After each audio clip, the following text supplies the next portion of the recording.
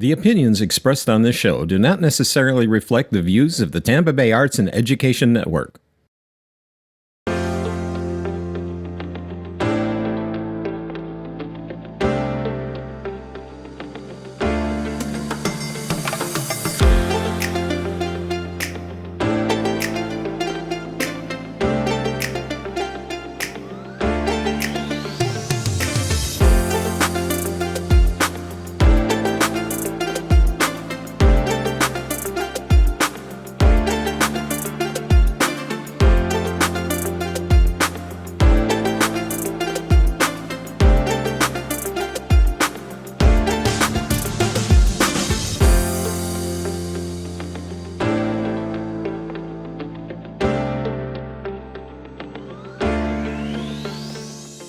Hello everyone, and welcome to another edition of Connecting with Kim here on Tampa Bay Arts and Education Network. I'm your host, Kim Droege, and we're so glad you joined us today because, as usual, we have another great episode coming up for you that helps you live your best life in our corner of paradise, which is what it's all about.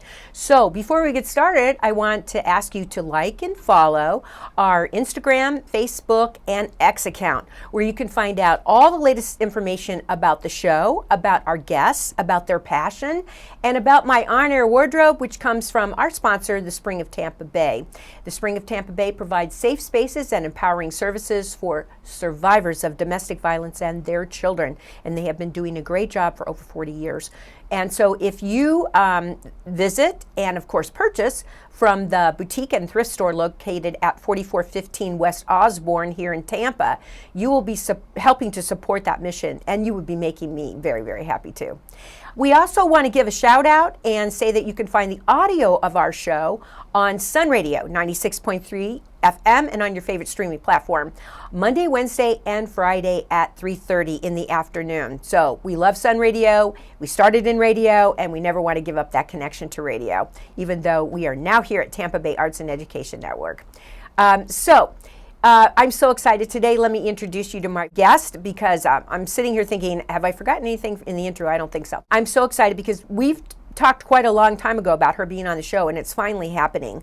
And I want to introduce you to Bemetra Simmons, who is the president and CEO of the Tampa Bay Partnership. Welcome, Bemetra, to Connecting with Kim. Kim, thank you so much for having me. I'm excited to be here today to chat with you. Yeah, I'm great. I've been really looking forward to this a long time because I think that you have such a unique organization that a lot of people in Tampa Bay may not be familiar with. And so that is the whole purpose of what we're doing today, is to help them understand the good work that you do. So before we get started, I like to give my guests every single time an opportunity to share their life journey. And that usually brings us to what we're going to talk about today. Again, thank you so much for having me. I'm thrilled to be here. And always great to be able to share a little bit about the work that the Tampa Bay Partnership is doing. But I guess I always like to start with, I was born on a team. So I have an identical twin sister. So I was born on a team. As a matter of fact, our birthday's coming up, big 5-0 in a couple of weeks. Oh my! So, milestone birthday. Yeah. I know I don't look it. You don't look it. But no, my dad was actually in the Air Force. So I grew up all over the world, 10 states, couple of countries. We moved about every 2.5 years. Went to 3 different high schools, Sicily, in the St. Louis area. My parents are both from Memphis, Tennessee, so I think of Memphis as the closest thing I have to a hometown because we would spend summers with my grandparents and cousins, and then I actually went to college in Memphis, so blues and barbecue is really near and dear. We can't beat that, right? Yeah, we can't beat that. Near and dear to my heart. I went to college on a basketball scholarship and in Memphis at a little Catholic school called Christian Brothers University. Studied business there. From there, got into working in technical sales. But also had an opportunity to sit on a board for a not-for-profit. And that's really the first time I ever saw finance changing communities. And I was intrigued by it, but didn't really understand it. So decided to go back to school and go get my MBA. Got my MBA in finance from Wake Forest. Then from there, got into banking. Spent about 16 years in banking. That's how I got to Tampa. Was brought here in 2013 to be the market president for BB&T Bank at the time. And then now, for the last 3 years, I've transitioned into the role I'm in today, running the Tampa Bay Partnership. So that's the quick and dirty on my background. Well, that sounds really exciting and interesting and quite diverse, I must say. And having been, what service was your father in? Air Force. Air Force. My uncle was in the Air Force, so Yeah, I have some appreciation for all that moving around. Sure. But I think that all that moving around too, while you're a kid, it's sometimes very hard because you don't have the luxury of retrospect, right? But I think it helps you become a person who is well-rounded, can step into any situation and try to make it work, right? Yeah, so first, it wasn't so bad for me because I always had somebody to eat lunch with, go do things with, because I had my twin sister with me. Right. But you're absolutely right. That ability to be flexible, adaptable. I really don't meet strangers. I'm able to connect with people very quickly because I've lived all these different places. And I also am just a good old-fashioned lover of people. Yeah. Right, of all different walks of life. I enjoy talking with people. And that really serves me well in the role I'm in today, which I know we'll get into, because my whole job is to convene and activate us as a region. And so I played point guard in college. Now I'm the point guard of our region. Well, once a point guard, always a point guard. That's right. And I love all of these analogies that you're making with I love being that you said you were born into a team. That's fantastic. I love that. Okay, so let's level set and start with, what is the Tampa Bay Partnership? The Tampa Bay Partnership is a coalition of C-suite leaders, both from the business and not-for-profit community. So we have about 45 companies that invest with us annually that represent about 140,000 jobs in the 8-county Tampa Bay region. So for us, that's Citrus County, all the way down to Sarasota, and over to Polk County. Okay. The cornerstone of our work is we put out an annual regional competitiveness report in collaboration with United Way Suncoast and Community Foundation. And this report measures our region over 60 plus indicators, everything from economic vitality to educational attainment to transportation and infrastructure to civic quality. And then we use the leaders to provide thought leadership, public policy, and advocacy around the most important issues that affect our community. So you have all these partners. Investors. Investors. Do they fund? So they fund you? Yes, they all invest. We are 100% privately funded by the investors. So they each make an annual investment. And that annual investment enables you to gather all this information from this 8-county area. That's huge. And then take all this information from all of these investors and these sources and present it back to them so that they can what? Determine what their policies are going to be? So it can be used to inform decisions for local elected officials, for other business leaders, not-for-profit leaders. Each year we have an annual event called the State of the Region. Yeah. We just had it in February. You did, yeah. And that's where we unveil that year's updated data. We typically have about 450 stakeholders in the room. We do that at University of South Florida, one of their campuses every year. But the report, even though the partnership and United Way and Community Foundation puts it out, the report is for the community, right? So that we can get better as a region, become our best as a region. Give me an example. Give our listeners and our watchers some idea of who your partners are. I know they can go to your website, and we're going to but sure. Give them some idea. It runs the gamut, everything from all of the professional sports teams to financial services like J.P. Morgan Chase, PNC Bank, Truist, Growth Financial, to our larger not-for-profits like Feeding Tampa Bay, Helios Education Foundation, United Way Suncoast, to small businesses like Vistra, to utilities like Duke Energy, to residential builders like Neal Communities, and professional general commercial developers like Strategic Property Partners. So it really does run the gamut. Yeah. The really big thing for us is 100% privately funded, because we want to make sure that we're driving our initiatives and not being guided by politics and elected officials setting our agenda for us because they're funding us, making sure that we have leaders who care about what our community looks like, not only today, but 10 years from now, 15 years from now. That's why we call them investors, because they're investing in what our community is today and what it's going to be. Now, I love the part about, but I'm assuming that elected officials are also a consumer of what you produce. 100%. I would say about 30% of my time and the partnership's time is spent talking with elected officials at both the local and state level and advocating for these things that we need to get done to get better. So people always ask me, well, how are we doing? As if it's a letter grade in school.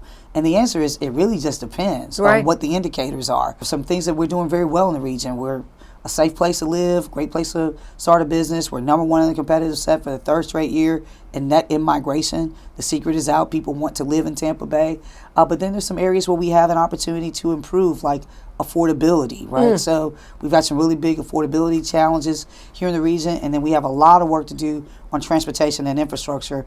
Because of that affordability becoming more, our regions becoming less affordable, our residents are being pushed further out in terms of where they live. Right. And then that's increasing their commute times. Right. And we don't really have a lot of public options for them to come back into the core to work, like trains or rapid buses.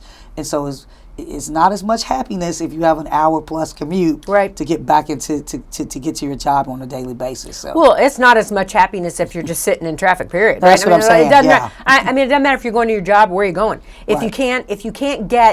you can't get there without some level of frustration by the time you arrive there, it's like, okay, that's a quality of life. And I tell people there's a much difference in a commute that you're sitting on a train, right. reading a book, or maybe able to take a call and do some work, right. and then bumper to bumper traffic, right. and then something that you think should take. You're going 8 miles, but it takes you 30 minutes to get there. That's not a positive experience at all. No, I remember, having a couple of weeks ago, I had to go. It was 26 miles. It took me over an hour. Right, that's frustrating. Right, so those are the kind of things that we're working on. So that's one of the reasons why we're advocating for the region to have our 3 most populous counties, Pasco, Hillsborough, and Pinellas, merge into a single transportation planning organization. So most people don't realize we have 8 counties in the region, and we have 7 transportation planning organizations. So imagine having 7 siblings that you need to vote on something. Yeah. It's very difficult Impossible. to do. It's like, where do you want to go on vacation? Unless you have different siblings than I do. Yeah. Plus, there is, a lot of talk right now at the legislature, at the local level, that Hillsborough County in particular has just gotten to be too big. It needs to be split up. There's also, the school system's too big, needs to be split up. There's also talk about our local government we need to have dedicated districts and not countywide anymore, because countywide it's too much for one. So, I mean, there's a lot, and a lot of this is being discussed right now in the legislature. They're in session right now. Right. They'll be out in a couple of weeks, but, whatever they get done, right? So what's your feeling? I mean, what kind of feedback are you getting from I'm gonna call them investors and partners, because Sure. they're partnering with you. Absolutely, and key stakeholders. The biggest thing I'll say that I work on all day is not so much of should Hillsborough County be split, or should this district be that, or those types of things. I spend a lot of time on getting us to think as a collective region. Okay. And what I mean by that is we have a lot of parochialism in the region, a lot of silos in the region. I think we're getting a lot better than we were when I moved here 10, 12 years ago. Yeah. But what I remind people is that you're not on the Tampa team, you're not on the Manatee team or the St. Pete team. That's the position that you play. You're on the Tampa Bay team, and we're trying to be competitive with Nashville or Austin or Minneapolis, St. Paul or Atlanta. And so I try to think about just no different than playing a sport in college. Time together builds trust, and then once we've built trust, we can work on doing things together. So I spend a lot of time convening and activating us as a collective 8-county region.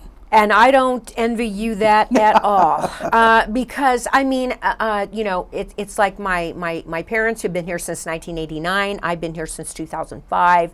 As my father always used to say, all politics is local.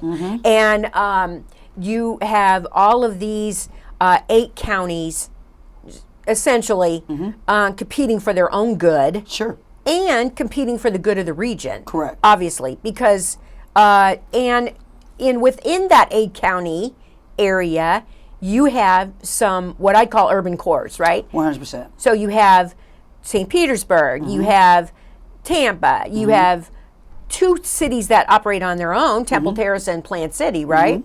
And then, of course, the areas south of us. Sure. You said you went down to Sarasota County too, That's right? correct. Okay. So if you're just joining us now, it's probably a good time to take a break and say that my guest in the chair today on Connecting with Kim is Bemetra Simmons, who is the president and CEO of what we call the Tampa Bay Partnership. And we are discussing what the Tampa Bay Partnership consists of and how they work together and what they're trying to accomplish. So let's get back to that, because 8 counties, a lot of different organizations within those 8 counties. Sure. My goodness, I got to hand it to you. I mean, being a team leader for that has got to be challenging. It is. I mean, it's never a dull moment. I bet not. That's for sure. One of the first things that I did when I took the role a little over 3 years ago was just went on a listening tour and met with as many business owners, not-for-profit leaders, elected officials, anybody who would meet with me to hear what they had to say, what they thought we were doing well, what they didn't think we were doing well, making sure that they knew about our report so they can utilize those reports to inform decisions within their organizations. And I think that, for the most part, everyone wants the same thing, which is to help us be great. We just sometimes all have different ideas of how to get about there. how to go about that. Yeah. And then I found, Kim, that a lot of people just were not talking to one another. So, for example, I had this idea of having a tri-county commission meeting to get all three commission bodies together, because what happened is during COVID, the county administrators were talking to each other because we had to talk about emergency management, what that meant, and they were still doing that. And so I talked with the three of them, and we all got together and said, let's try to have a tri-county commission meeting, because believe it or not, at that time, a Pinellas commissioner might not have necessarily known anyone on the Hillsborough Commission, which seems a little That seemed weird, intuitive, doesn't it? Yeah, right? it seems weird. But they didn't know each other. Yeah. And then the same thing for Pasco. And so we were able to do that 2 years ago, and they've seen so much value that they now meet twice a year as a Tri-County Commission. We have a meeting coming up. They have a meeting coming up on May 2nd. Those kinds of things are like huge wins. We also get together. I also convene on a quarterly basis the other CEOs of business member organizations. So the chambers, economic development organizations, downtown partnerships, West Shore Alliance, Visit Tampa Bay, etc. Just so that we're all getting in the habit of talking to each other on a regular basis, so that when there is something that's happening big regionally or big in a particular county, we've already begun to exercise those muscles of talking to one another, and then it's easier for us to pick up the phone and talk to each other and say, hey, we want to work on XYZ issue, the ferry to stay, Cross Bay Ferry to stay. What does your organization think about that? Is this a part of your legislative agenda? Is this a part of your political agenda? How can we work together? Or why are you against it? Why are you not? And so that we're not just talking to each other when we're upset or something's wrong. And I really think that served us well as a region over the last several years. Well, I congratulate you for that. And it just so happens, since you mentioned that, I thought, well, that's exactly when I met you, was almost 3 years ago, right when you had come on board for Tampa Bay Partnership. I remember that now. So let me ask you, since you took over 3 years ago, post-COVID, because everything is different post-COVID, right? What would you say were your three biggest challenges when you took over this job 3 years ago? So 3 years ago, we didn't even know what working in corporate America was going to look like. Yeah. Were people going to continue to stay at home? Were we going to go back to a 5-day work week? And if so, what was that going to mean for commercial real estate, depending on which one of those things happened? And would there continue to be some type of hybrid? I joked that there was a war between employers and employees. Employers were like, great, we're in post-COVID, let's all get back into the office. And employees, we more or less had the sentiment of, I like working from home at least a couple of days a week. I can cook a meal while I'm at home, do laundry while I'm at home, multitask, and also I just enjoy it, right? So the best of both worlds. So that was something that was big on everyone's minds. Two, how would our small businesses recover after having a stoppage? Because when we had basically a business shutdown, that was a big impact to small business. Absolutely. Hairstylists, barbers, massage therapists, subways, you name it, right? Restaurants in particular, right? So, all those things we're still discussing. And then in Florida, we had a little bit different take in terms of the way that we handled COVID versus some other communities. And so we had all of this new influx of residents that flocked to Florida, particularly Tampa Bay. Well, because we were open for business. Because we were not really shut down. No, we didn't really shut down. So we didn't really shut down. Maybe 3 weeks, maybe. Yeah, if that, right? There was a lot of uncertainty was in the job. A lot of that has settled down now, obviously. I would say we're in our new normal, but I wouldn't say we went back to where we were. Right. I would say we're in our new normal. Right. Since you took over 3 years ago, what are some things that you're most proud of? You mentioned a couple of them, but I mean, let's zero in on most proud of since you took over. This is going to sound maybe a little sophomoric, But when I first took this role and I would go to events in other counties, because I live in Hillsborough, I'm at an event in a chamber meeting in Pinellas. I'm at a economic development organization annual meeting in Sarasota, or I'm at a not-for-profit gala in Pasco.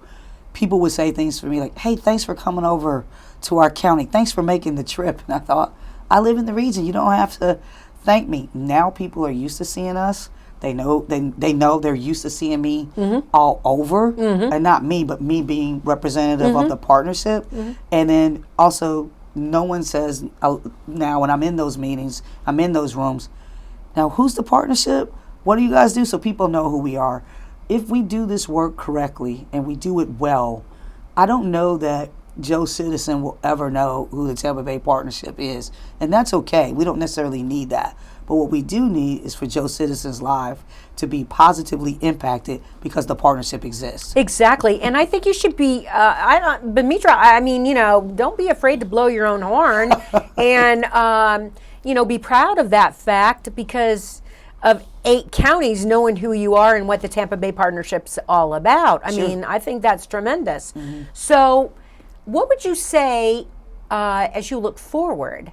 I don't know what your planning horizon is. If it's a 5-year planning horizon, if it's a 10-year planning horizon, can you share that with me? What is it? The things that we're working on, we hope to move the needle on in 3 to 5 year increments. Okay, I love that. The big ones are going to be 10-year increments. Like if you're trying to do something significant, say from a transit perspective, from the time you have that idea to the time someone rides, say a train, if you're lucky, that's 10 years, right? Yeah. If you're lucky, that's 10 years. And that's also why it's important we talk about the data each year in context. Yeah. So, for example, this year, we've had a tremendous amount of improvements from our educational indicators, right? So, 3 years ago, less than 50% of our students were ready for kindergarten. We had less than 50% of our third graders were reading at third grade reading levels. And that's really important because kindergarten through third grade is when you learn to read. It's all your basics. It's right. And then in 4th grade, they assume you know how to read and you read to learn. Right. So it's very difficult to get caught up. That's not the case now. I mean, we have tremendous improvement in each of these now. So in Tampa Bay, we're above the Florida levels. We're above where we were. And so like things like that, we have to be encouraged and have to put it in context. I mean, like no one is going to dance the Cabbage Patch. That's a 90s dance if you showing my age again, because 52% of our students are reading at third grade level, but that's a tremendous better progress than we were when we were at 47.7% and less than 50% of our students were reading at third. So I'm encouraged that we're going in the right direction on a lot of these indicators. It goes fast. I tell everybody when you're on my show, it goes fast, right? Because I look at the clock and I go, well, I have 14 zillion questions I'm going to ask you, but I don't have time for all that. What would you say are, because I want to give you a chance to talk, what we talked about before, what would you say are the biggest challenges going forward right now for the Tampa Bay Partnership? I think about it not so much for the partnership, but for the region, because that's what we're focused on. Right. And I would say our top priorities, our top initiatives would be transportation, would be number 1, transportation and infrastructure. Housing affordability would be 1A, and workforce development would be 1C. I really don't think of them as 1, 2, and 3 because they go hand in hand. They go hand in hand. Right? Right. So what types of jobs people have, how they get to those jobs, and where they live. Those are the 3 most important things, right? So if I had pixie dust, those are the things that I'd say. You would fix it tomorrow, That's right. We would wave improve your those magic things. wand. That's right. Yeah. Yeah. Before we went on air, I offered you an opportunity to look directly into your camera because in the kind of organization you are involved with all of these people from such diverse parts of our economy and our overall social well-being. So take a moment and talk to our watchers and listeners directly. I would say we need each and every one of you. In order for Tampa Bay to be successful, we need all of our, it's an all hands on deck situation. If you care about where people live, if you care about where they work, if you care about what types of jobs they have and how they get there, we want you to be involved and we need you to be involved. And I look forward to partnering with anyone who's interested in partnering with with the Tampa Bay Partnership. That's wonderful. I love that. So I do have a few more minutes now, so I'm going to ask. Let's do do it. you spend? So I imagine you have to spend time in Tallahassee too. I do. With Yeah. with our lawmakers. So pray for me.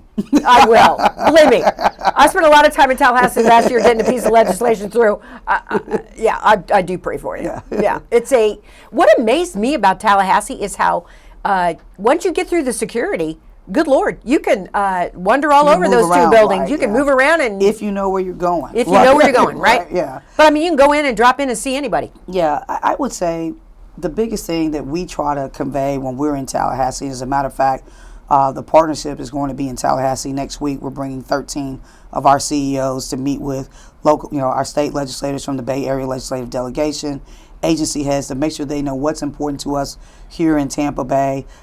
We also, on some of the key things, we'll partner with, like I said, the other business member organizations, so that when we go to Tallahassee, we're speaking with many voices but one message.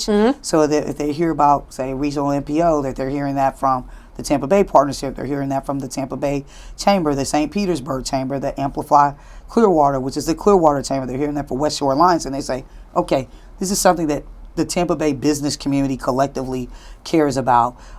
We want to make sure that our message is getting through and that people are open to having thoughtful conversations with us. Well, I think that makes so much sense, and also you can't repeat it enough to those people, right? I mean, it's like, You can't. and you got to have a consistent message. I tell that to people all the time. The message has got to be consistent. It can't be a different message. Consistent and often. And often and simple, right? Right, Don't make it too right. complicated. Well, I think that that's one of my, if I had a talent, if you will, in life, is taking complex things and giving them back to people in what I call a Fisher-Price version. So, that's what I think I'm very good at. I love that. Bemetra, I can't thank you enough for being my guest today on Connecting with Kim. I know we didn't cover as much territory as I would have liked to, but or probably you would like to too, but that just means you have to come back. That just means I have to come back. Exactly. And now that you've been here and you know how it works, you can see how easy it is, right? Sure. So thank you for being my guest on Connecting with Kim. Thank you for having me. So if you're just joining us now, my guest today on Connecting with Kim was Bemetra Simmons, who is the president and CEO of the Tampa Bay Partnership. And if you don't know what that is, now you have to go back and watch and listen to the entire episode so you can educate yourself. And so I thank her for being my guest. Also, I want to thank my sponsor, the Spring of Tampa Bay, for providing my on-air wardrobe. And I want to thank my crew always, every day, in every way, my crew at Tampa Bay Arts and Education Network for helping me make this Connecting with Kim possible day in and day out. So thank you. Come back and join us next week for another great episode.